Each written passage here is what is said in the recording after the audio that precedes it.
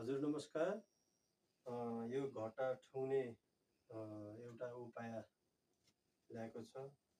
अब यो त्यत्तिकै यसले ठुङ्दा चाहिँ यसको ढुङ्गा ठुङ्दाखेरि ढुङ्गा आँखामा लाग्ने, अनुहारतिर लाग्ने हुन्छ र त्यसको लागि एउटा सुरक्षाको लागि आँखामा ढुङ्गा नजाओस् भन्ने उद्देश्यले हामीले चाहिँ एउटा जुगाराको लागि एउटा सानो एउटा ल्याएको छ। यसरी मजाले ख्याप्प लाउने, ख्याप्प लगाइसकेपछि मजाले यसरी हेरेर ठुङ्न पाइयो।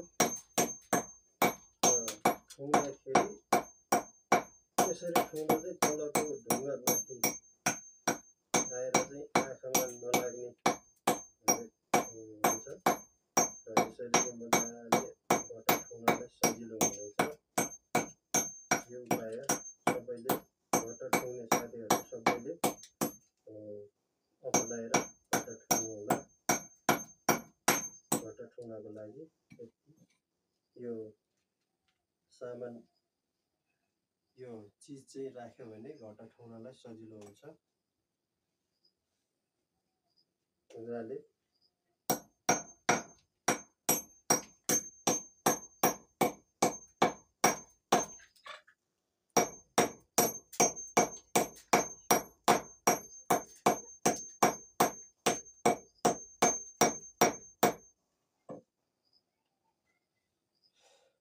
मेरो टिकटक आइडीमा र युट्युबमा सब्सक्राइब गर्नुभएको छैन भने युट्युब आइडीमा सब्सक्राइब गर्नु र